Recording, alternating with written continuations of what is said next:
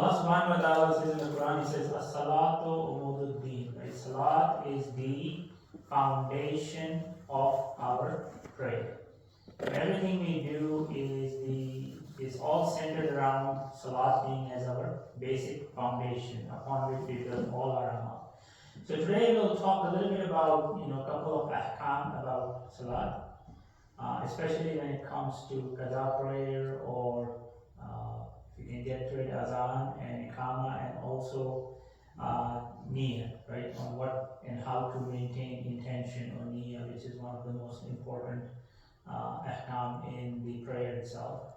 And inshallah we will talk about, as we try to do usually, is talk about a story from the Quran where we can learn something from it as far as what Allah is talking about in the Holy Quran. So let's talk about the qaza prayer. Qaza prayer and ada prayer. Ada prayer means doing something at the time that is not past you, meaning doing it or fulfilling that obligation at the proper time. Qaza means you fulfilling the obligation, but after the time of it has passed. There is also another one which is called ma fit dima. Now that means that you know something is due, but you don't exactly know how much or what was due. You know something is due, but you don't know how much exactly or which part of it was due. So those are the three definitions to keep in mind as I talk about the qaza prayer. So the qaza prayer essentially is, number one is for the daily ritual prayer. So daily ritual prayers mean when you miss a prayer, whether it's intentional, whether you miss something which is unintentionally missed, right? Or you miss it out of ignorance, right? Or you may sleep through the time when it was due and it's now past the due time. This also covers prayer that may have been rendered incorrectly and may have become batil or invalid. So all of those scenarios you have to make up the qaza prayer. Basically intentional, unintentional, out of ignorance, if you sleep, or if you do a prayer and that prayer was batil and then the time has passed. So then you have to make the qaza prayer up. Now there is some other prayers that also require us to make up as qaza prayer. So one of them is called the Eid prayer. Actually doesn't have any qaza prayer. So that's one part we need to know. However, namaz-e-ayat, especially when it comes to eclipse, there is a qaza prayer for it if you miss it. For example, now on April 8th, month after now, there's going to be a solar eclipse which will be very much visible from Cincinnati, for example. So on that day, you have to do the namaz-e-ayat. But for example, if you miss it, then that qaza prayer is still there, that you have to make it up. However, for other causes, like other prayers that may be related to namaz-e-ayat, like earthquake or that kind of stuff, it's not necessary to make up the qaza prayer. But especially for eclipse, it's recommended. Also, if you do a nazar that I'm going to do a nafila prayer at a certain time, and you miss it, for example. So if you miss that prayer, then you have to do the qaza of that prayer. Now, who is qaza not wajib on, right? Under what conditions, or who is it not wajib on? So number one is somebody who is mentally incapacitated to actually do it. For example, a majnun, right? For example, if you want to call it that, mentally. An unconscious person, if it was not self-induced. So if you do not self-induce unconsciousness, then it's not wajib on you. Non-baligh person, a kafir who, for a time when he was kafir and then he converted to Islam, so all the prayers after he became Muslim, before he became Muslim is actually not wajib. Also, a non-Shia who converts to Shiaism, that person doesn't have to do the qaza prayers. Till before that he was a non-Shia. He may be Muslim, but he's not a Shia. Or women, when they are in certain state of condition, they're not supposed to make up the qaza prayer. How about during travel? So if you miss a prayer that was supposed to be qasr, then you're supposed to make up the prayer as qasr, not as tamam. So if you miss a qasr prayer, you have to make it up as a qasr prayer. However, if you miss a tamam prayer, then you have to make it up as a tamam prayer. Now, what about the sequence, right? And what sequence should I pray in, right? So if it's the same day, for example, then you should, do the Zohrain, and when I say Zohrain means Zohar and Asr, so do Zohar and then Asr. Or Maghrib, where you do Maghrib and Isha first, right? If it's not on the same day, then the sequence is not necessary, right? But if it's on the same day, you should follow the sequence, right? Now, what are the general rules of qaza prayer? So, for example, if a person has doubt whether he missed the wajib prayer or not. So, if you have a doubt whether you did it or not, then it's not wajib on you. He knows that he missed prayers, but he doesn't know how many. Right? So, in that case, you can settle for a lower number, right? That can satisfy yourself, and then you do that much qaza for it, right? The qaza prayer is actually not wajib right away, as long as you're not careless about it, right? So if you're just careless about it and you say, I'm not going to do it, that's a different thing. But if you do not have to do it right then and there, you can do it at some other time. The other item is that you can actually, it's highly recommended to make up qaza prayer in a jamaat namaz. So that's also highly recommended. Also, if you miss a qaza prayer, you cannot hire somebody to pray on your behalf while you are still alive. So even if you're incapable of doing it, you cannot hire somebody to pray on your behalf while you are alive. Now, they talk about the namaz for the wali, right? So if somebody passes away, right, then the qaza of the mu'min father is actually it's wajib on the wali to make up those prayers that he has missed. Now, who is the wali? Wali is usually the eldest surviving son of the father, who was baligh. So he also has to be baligh, and when the father is died. Now, it's actually, what about the mother? So it's actually mustahab on the basis of ikhtiyar to do it for your mu'mina mother also. Now, there's examples where, somebody deliberately missed prayer for a number of years, and now it's like 10 years of prayer, and the father passed away. So what happens to the wali? So if you miss prayers intentionally, then your wali is not supposed to be making up those prayers. So then it's not wajib on the wali to make up those prayers for the deceased person.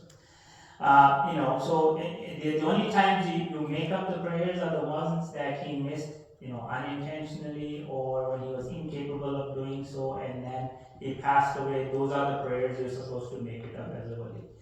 Now, if the deceased person, when he dies, he makes an arrangement for somebody else to pray on his behalf, right? Or somebody else, does the qaza prayer for that person, then the obligation from the wali is gone.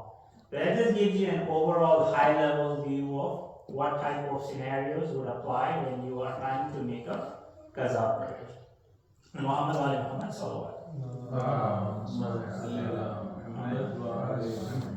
Let's talk a little bit about the azan and the iqamah. So when is it due, when is not due, right? So as far as the daily wajib prayers go, whether you're praying furada, meaning on your own, or whether you're praying in a jamaat, you have to do azan and iqamah, right? It's highly recommended, right?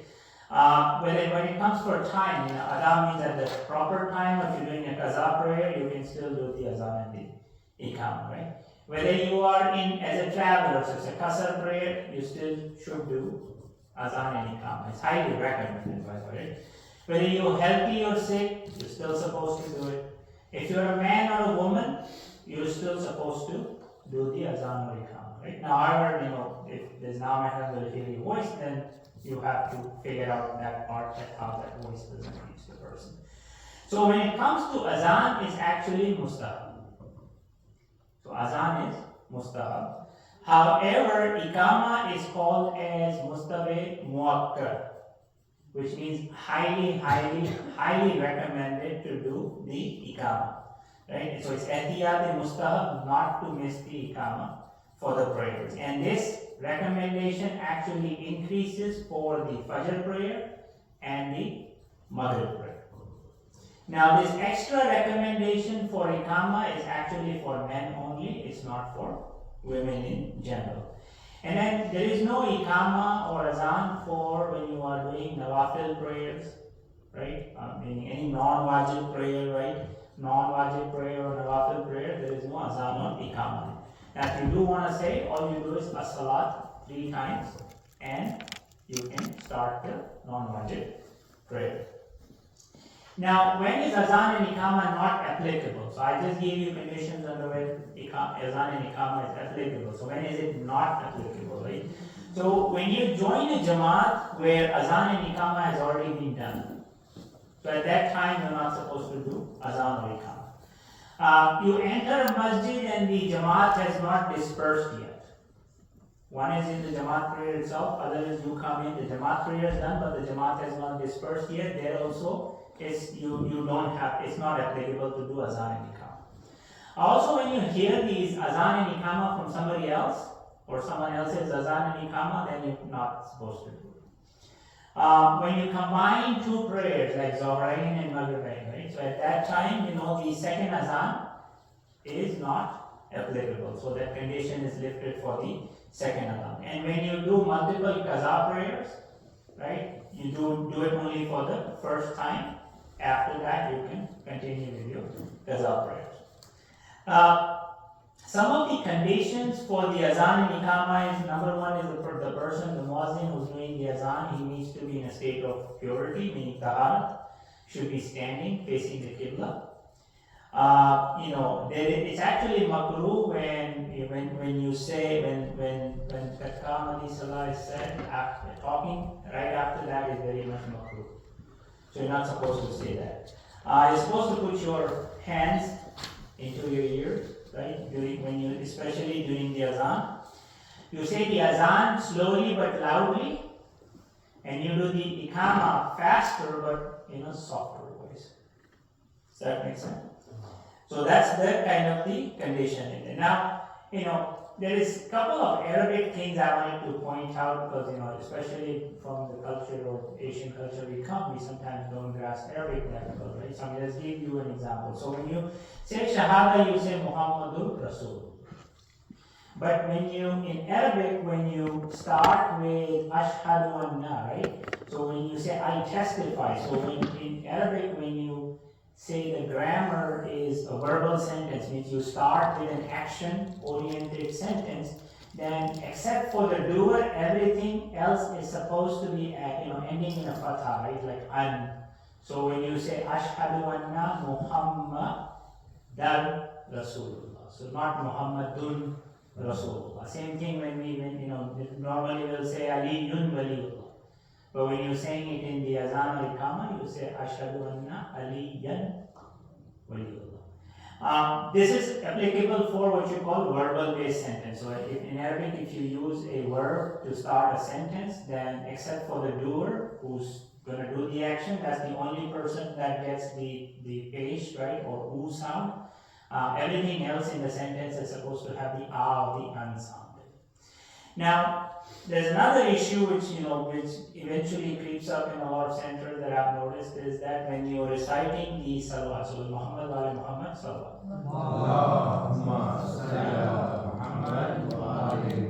So that's right there.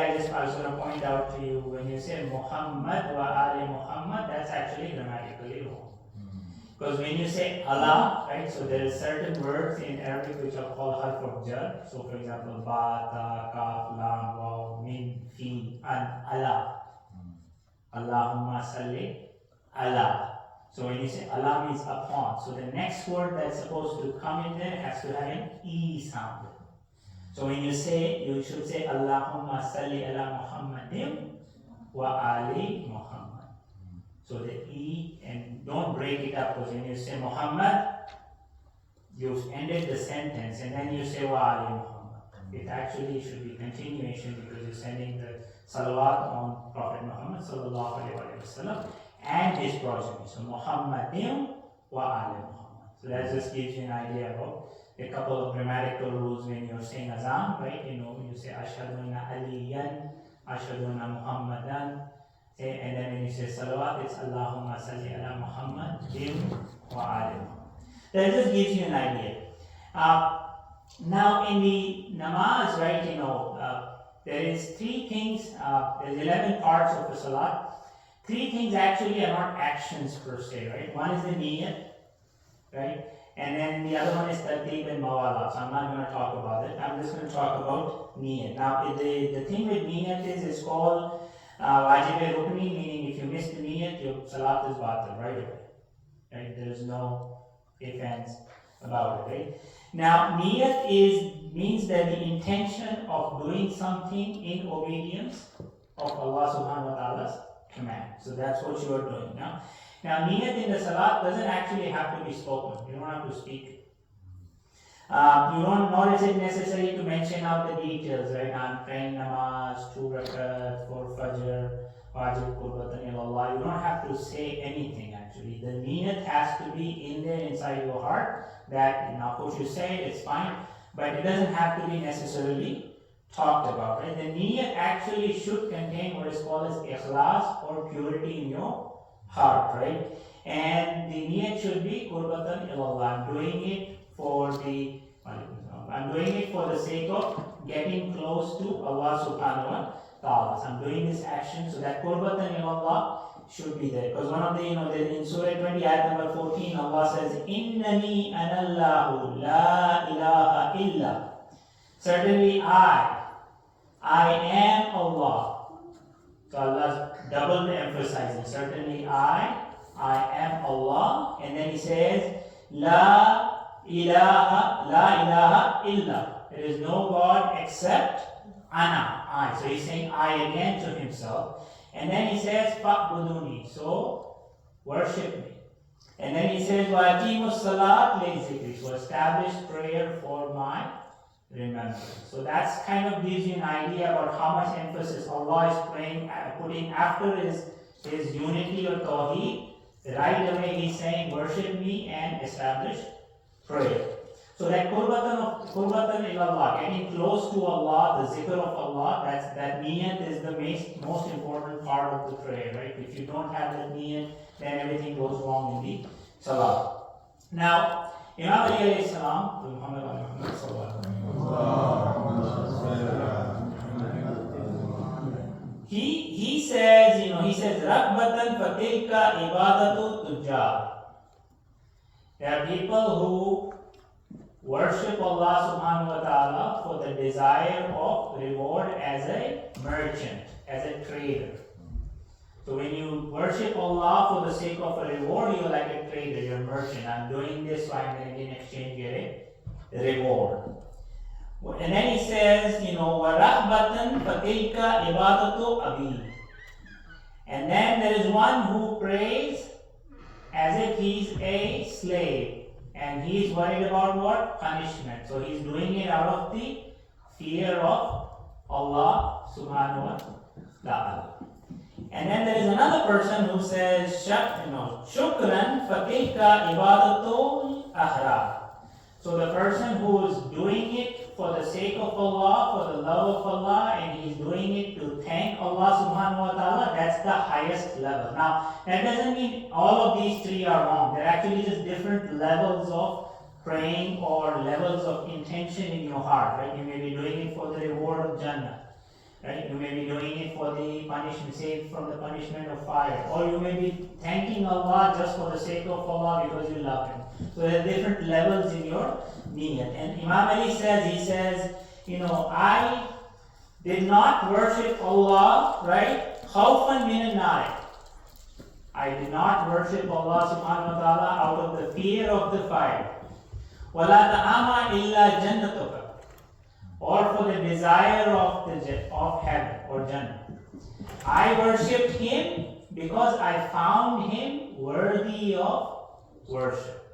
That just tells you the ikhlas, the qurbatan ilallah, the ikhlas, the purity in your heart that you need to have when you're worshipping Allah subhanahu wa ta'ala, right? It doesn't, worshipping for reward, that's also fine. Worshipping for fear, of getting punished, that's also fine. But the best niyyah is actually when you worship Allah because He deserves to be worshipped and you're doing it to thank Him and you're doing it out of love and your, awe of Allah subhanahu wa ta'ala. Now, the niyyah should be maintained continuously during the prayer, right? So there's one is where my brain just gets distracted, that is one thing. But then even then, when usually you're not supposed to talk during prayer, but if somebody comes to you and walks up to you and in between the prayer, and it's a hypothetical situation, but if somebody says, hey, what are you doing? Your answer should be immediately, I'm doing salat for Allah. If you cannot answer that, then your salat is invalid. So that continuity needs to be maintained, right? That should be the ikhlas and purity of the intention. Now, the niyyat actually becomes batil when you enter what enters is called riya. So riya means your niyyat is corrupted with something else in it. You're doing it for example, I may be praying just to show off to people. So that's called riya. Your niyyat is actually for showing off to people. Or your niyyat is, for example, well, I'm doing it for Allah, but I'm also doing it to show off to people. That's also called riya. So in all of those cases, right, you can have this riya enter into it. So one may be where the primary purpose is just to show off, or it may be the secondary purpose, or where you have two niyyas where Allah and people. So you say, I'm doing it for Allah, but I'm doing it, secondary purpose is to show off to people, or primary purpose is to show off to people, and then secondary purpose is that I want to do it for the sake of Allah. All those cases, your niyyah is riya entered your niyyah, which means it got corrupted, which means your niyyat is not good. Now, the part with prayer is something that is very essential to notice. Is one is the part where I'm doing all the actions of the prayer perfectly with my body. So everything that I did as far as the prayer goes, that's good. Now, it's called sahih. Sahih means correct. Now, when you do that, that means that you averted yourself or you saved yourself from the punishment of azab. But there is another condition which is called maqbool, meaning that Allah accept your prayer and give you the reward for it. So one is, I did the physical action because Allah says physical action counts as a deed, right? So if you do everything correctly, that's sahih. But what you need to aim for is that maqbool part, where Allah is accepting your prayer, right? And this is the part where you need to maintain that concentration, whether it's half of the prayer, 1/3 of the prayer, 1 rakat, whole prayer, right? You get sawab based on maintaining that intention during that prayer, where you're saying, I'm doing it for the ikhlas and for seeking closeness to Allah subhanahu wa ta'ala, then you get that reward. So may Allah, grant us the reward of our prayers getting maqbool or accepted, versus just, saving us from the punishment of the fire, right? Now, there's an interesting story about Imam Ali alayhi salam and the level of concentration or the level of niyyah, the level of his intention or ikhlas in there. So there was one time where he had an arrow that got lodged into his leg because of during a war, right? So they were trying to pull out the arrow, and whatever they tried, it was very painful. So Imam Ali would not let them take the arrow. So Rasulullah looked at that and he told the people, said, wait till it's the time of the salat. And when he's in the prayer, right, then you can pull it out. So people said, okay, fine. So when Imam Ali went into the prayer, right, and they pulled out the arrow, and Imam Ali didn't even feel it. Right? So the point is that, when you have that level of inner humility and outer humility, and your focus is on the khawf and the raja of Allah subhanahu wa ta'ala, right, and you have that calmness in you, right? Pray as if every prayer is your last prayer. If you can get that feeling in your heart, your salat will be maqbool, it will be accepted, right? Because if you're praying as if it's your last prayer, right? I just met one somebody yesterday, he said, I have cancer and I'm going to die in 4 to 6 months. Now that just gives you an idea, right, that life is very short, right? You never know when it's going to be your last prayer. So if you pray as if it's your last prayer, every prayer, then you're going to have that ikhlas in your heart every time that maybe this might be my last prayer.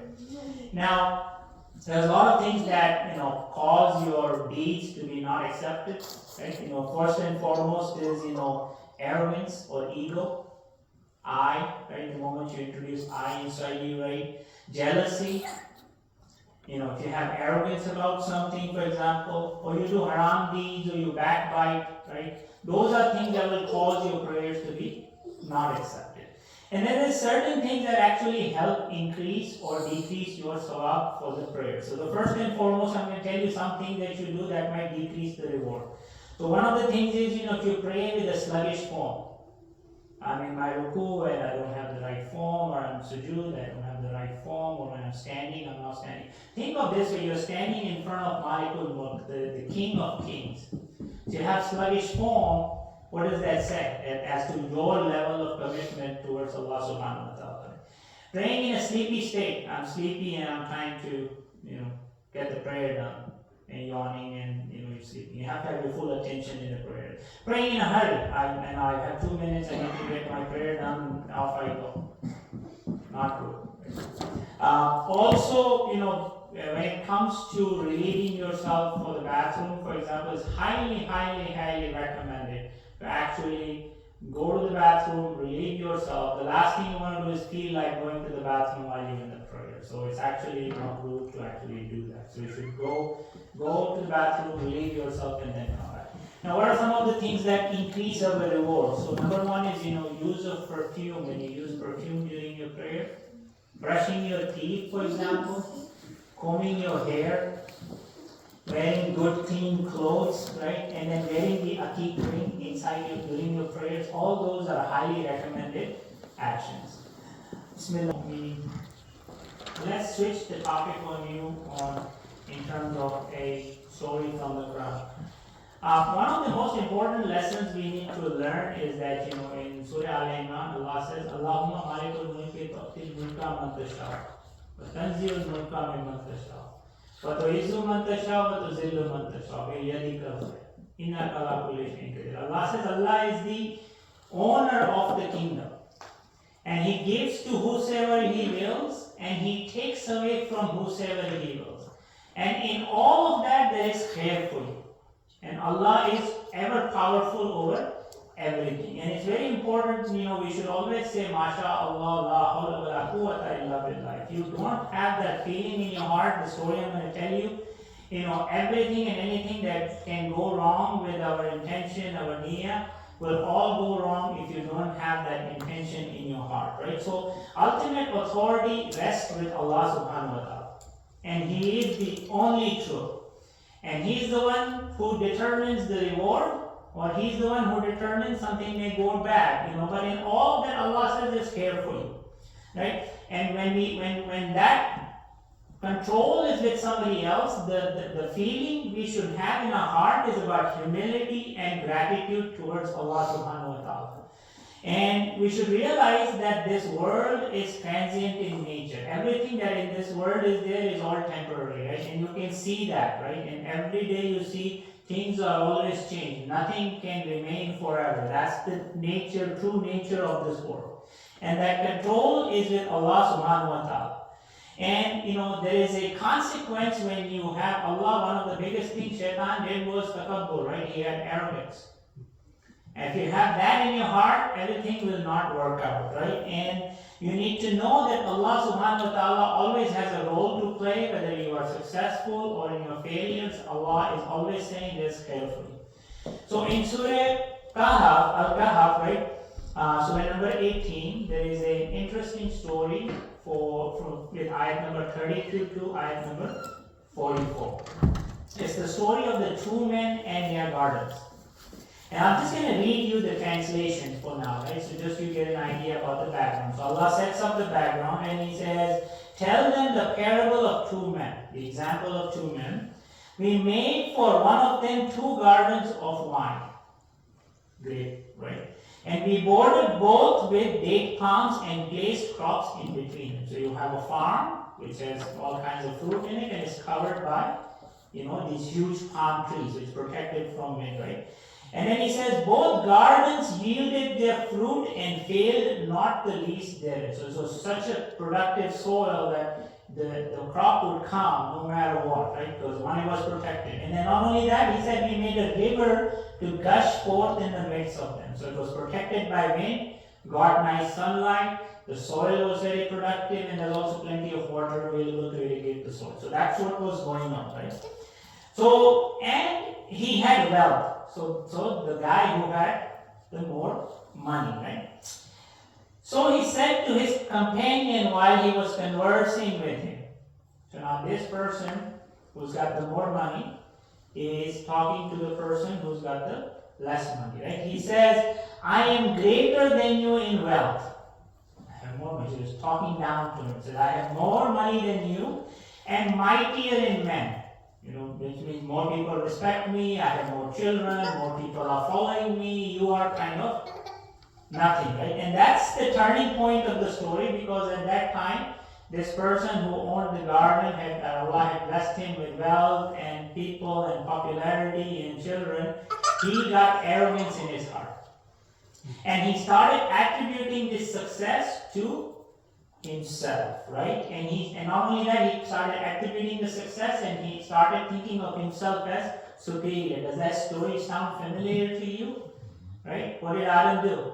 Or what did Shaitan do? He said, I am superior to Adam. Right? That's right away. The moment you have that feeling in your heart, you get into trouble, right?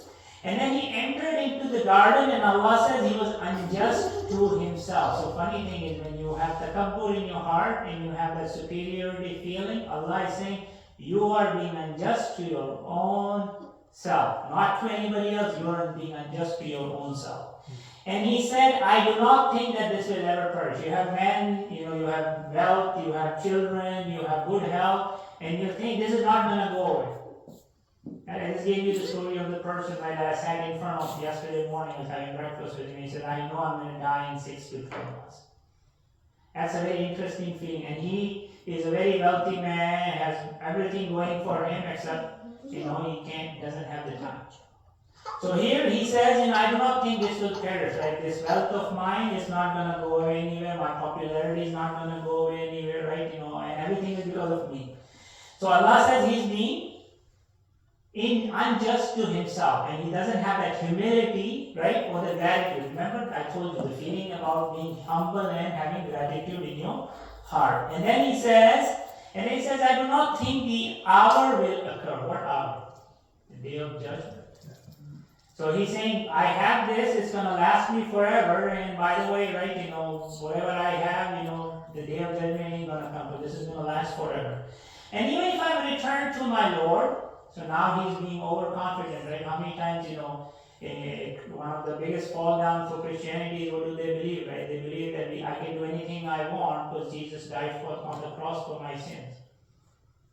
We sometimes get into this feeling too, right? That Rasulullah is going to do shafaat for us, right? On the day of judgment. But what about from the time you die till you get to the day of judgment? Right? So you can't have that feeling in your heart that I'm going to be saved, right? Because that's what Allah is pointing out to you here, right? And then he says, even if I'm returned to my Lord, I will surely find better than this as a return. And I'm adding the words in there because I deserve it. That I came into sin. I deserve it. I deserve it, so Allah gave me this. So when I go on the day of judgment, I'm even going to get more because Allah is going to bless me, right? What did I say in the earlier ayat, right? Allah says, Malikul Mulka, Tu'til Mulka Man Tasha'u, wa Tanzilul Mulka Man Tasha'u. I give it to whosoever I want, or I take away from whosoever I want. In everything there is care. There is no judgment of you whether it's good or bad. It's all a test. So when you think that you've gotten something and Allah is rewarding you, that's also a test. That's actually a fitna for you. You realize that. And when you don't have something, that's also fitna for you because that's also a test for you, teaching you that you need to be patient. Right? So in his arrogance, he denies the day of judgment, and then not only that, he expresses doubt that he will even return to Allah, and even if he returns to Allah, he will get a greater reward. So his companion who was talked down to, right, he replied to him. He said, his companion said to him while he was conversing with him, so the companion is replying, he says, Have you disbelieved in He who created you from dust and then from a sperm drop and then proportioned you as a man? Basically, you are nothing. Right? You come from dust and a dirty fluid, and Allah caused you to grow up in a man, right? So you are basically disbelieving in Allah by having that takabbur in your heart, right? And then the humble companion, he says, Lakinnani Allahu wa la ashriku bi rabbi ahada. He said, but as for me, I believe He is Allah, my Lord, and I do not associate anyone with my Lord. That's very interesting that he's doing takabbur, right? He didn't say, I don't believe in Allah, but the moment you do takabbur, guess what you just did? You just did shirk, based on just reading this ayah. Right? And then he says, Lawla is dakhalta jannataka qulta ma sha Allahu la quwwata illa billah. He said, when you entered the garden, why did you not say MashaAllah, whatever Allah wills? And then La hawla wa la quwwata illa billah. There is no power except Allah subhanahu wa ta'ala. And then he says, even though you see me less in wealth and children, right? But you should have said what you have is because Allah willed it so, and then not only that, He's the one who's given it to you, right? And then, I'm going to end this with this part, right? And what happened is that Allah says in the subsequent ayahs, and His fruits were encompassed by ruin. So a storm came, something came, and His garden whatever He worked for was all gone. So He began to turn His hands about in dismay over what He had spent on it. I spent my entire life on this garden, where all the wealth and all the effort I put into it, it's all gone. While it had collapsed upon its trellises and said, Oh, I wish I had not associated with my Lord anyone. Now this story, there was no anyone except Him Himself having that arrogance. So that just tells you, how you can get into trouble with Allah subhanahu wa ta'ala. And then Allah says that there was for Him no company to aid Him other than Allah, nor could He defend Himself. And then Allah says the authority is completely for Allah, the truth. He is best in reward and best in outcome. And moral of the story, again, the highlight is that this world is transient in its nature. Nothing is permanent, right? You think you earn this money and millions of dollars and bank balance and job and education. All things are transient in nature. And it's teaching you to be humble and grateful to Allah subhanahu wa ta'ala and trust that whatever is happening is all happening because of Allah subhanahu wa ta'ala. When you have that feeling in your heart, then everything will be successful. Allah, grant us the unwavering resolve to use the inspiration of the martyrs of Karbala to stand up for injustice wherever it may be found. O Allah, we ask you for all that is good in this world and in the hereafter. O Allah, we seek refuge with you from all evil in this world and in the hereafter. O Allah, we ask you for the good that your servant and prophet has asked you for, and we seek refuge with you from the evil from which your servant and prophet sought refuge from. O Allah, we ask you for paradise and for that which brings one closer to it, and we seek refuge in you from hell and from that which brings one closer to it. Bismillah ar-Rahman ar-Rahim. Qul huwallahu ahad, Allahu as-samad, lam yalid wa lam yulad wa lam yakul lahu kufuwan ahad. Allahumma ighfir lil mu'minina wal mu'minat والمسلمين والمسلمات الأحياء والأموات تابع بيننا وبينهم الخيرات الحمد لله كل شيء كريم سبحان ربك رب العزة عما يصفون وسلام على المرسلين والحمد لله رب العالمين الله وملائكته يصلون على النبي يا أيها الذين آمنوا صلوا عليه وسلموا تسليما اللهم صل على محمد وآله. And this is the month of our Prophet. So recite as much salawat for him, because if you as much salawat you do, Rasulullah will do that much shafaat for you on the day of judgment, because this is his month. Muhammad Ali Muhammad salawat.